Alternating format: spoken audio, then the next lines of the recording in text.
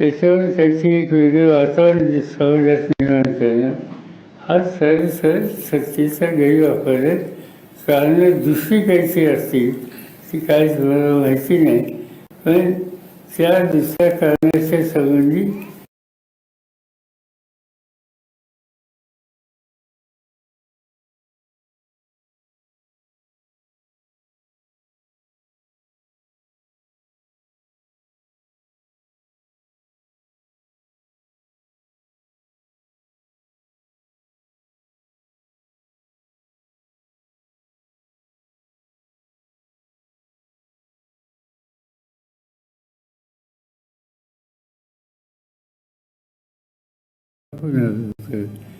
वाजीच्या प्रत्येक दिल्लीला 20,000 रुपये दिले जातील हे छापून आलं होतं. अशा अनेक गोष्टी विधान भवनात मांडण्याच्या पूर्वीच बाहेर आल्या होत्या.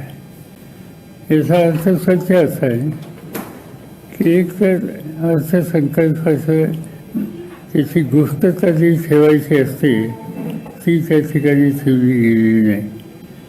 आणि दुसरी गोष्ट म्हणजे अर्थसंकल्प बघितल्याच्या नंतर ज्या गोष्टी प्रत्यक्ष कृतीत येणार नाहीत, येण्याच्यासाठी पुरेशी तरतूद नाही, अशा गोष्टींची मांडणी त्या ठिकाणी केलेली आहे.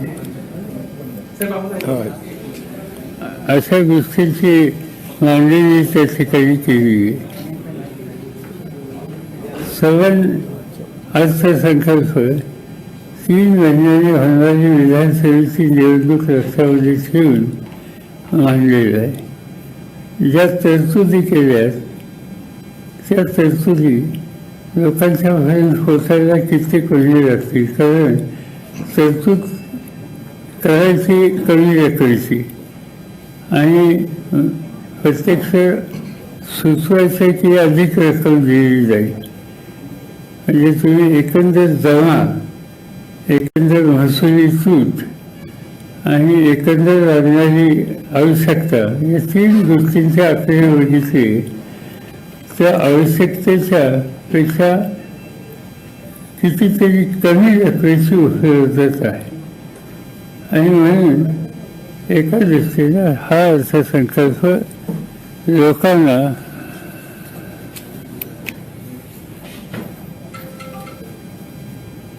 एक काहीतरी भयंकर करतो असं दाखवणार आहे. पण माझी खात्री आहे की लोकांचा विश्वास त्याच्यावर बसणार नाही. आणि 2 की जरी विधानसभेच्या निवडणुका नजरेसमोर ठेवून हे आलं असेल तरी प्रत्यक्ष त्याची अंमलबजावणी कितपत होईल याची शंका माझ्या सरकारला आहे. ह्या अर्थसंकल्पात ज्या योजना सांगितलेल्या आहेत त्या प्रत्यक्षात येतील की नाही याबद्दल तुम्ही शंका व्यक्त केली.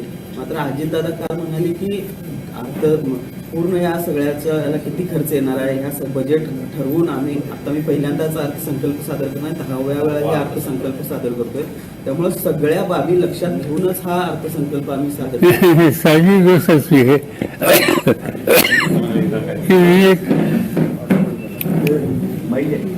एखाद्या गोष्टीला मी 100 रुपये खर्च करणार म्हणजे आणि माझ्या खिशात 70 आहेत तर मी 100 खर्च कसा करणार. प्रश्न असा आहे की तुमच्याकडे महसुली जमा किती आहे, एक महसुली खर्च किती होणार आहे, 2 आणि जवळपेक्षा खर्चाची रक्कम अधिक असल्यानंतरची गॅप आहे ती गॅप कशी वाढणार याची तरतूद न करता आणि खर्च करणारे म्हणजे आम्ही विचारपूर्वक हे ठरवलं सांगितलं. त्याला काही फारसा अर्थ नाही. अजित पवार गटाचे 5 आमदार परत आपल्या पश्चिम महाराष्ट्रातील आमदार आपल्याकडे ते आता आमच्या अध्यक्ष यांच्या पाठी आणि या लोकांना माहिती माझी काही कोणाशी प्रत्यक्ष राहत नाही. स्वागत असणार बघूया आता कोण येते. तुमच्याकडे काही नाव आहेत का? चर्चा झाली विधानसभेची नाही, यापूर्वी आपण उद्धव ठाकरेंनी सांगितलं होतं की आमच्या पक्षाचे दरवाजे सोडून गेलेल्यांना नसणार आहे नाव वगैरे. आपल्या पक्षाचे बरोबर असं आहे प्रस्ताव ते येईल द्या.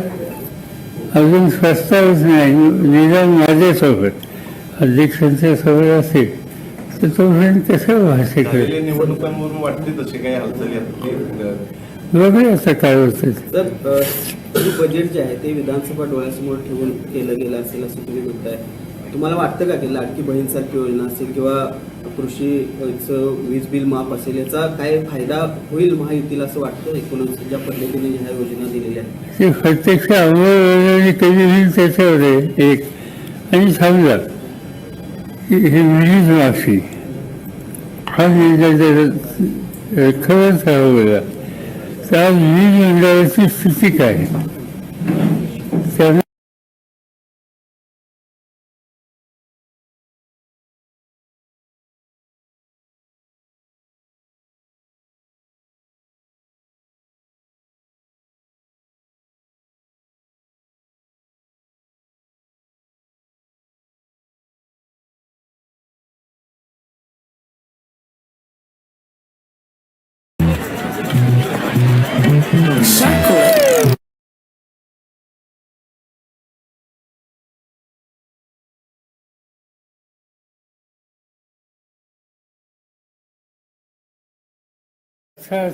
सभा महाराष्ट्रात घेतल्या आणि त्याच्या 14 ठिकाणी त्यांचा पराभव.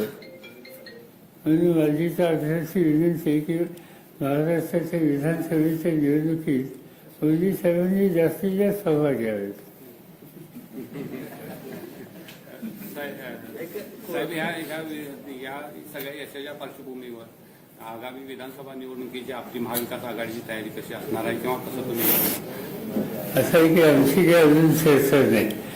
आम्ही असं ठरवले की राष्ट्रवादी काँग्रेस पक्ष आमचा, काँग्रेस पक्ष आणि उद्धव ठाकरेंच्या नेतृत्वाचा पक्ष तिघजण एकत्र आम्ही बसून त्याचा निर्णय घेणार आहोत. याच्यामध्ये माझी सूचना त्या बैठकीत अशी राहणार आहे की कालची जी निवडणूक झाली याच्यामध्ये शेतकरी कामगार पक्ष, डावे काँग्रेस, उजवे काँग्रेस या लोकांनी आम्हाला मदत केली.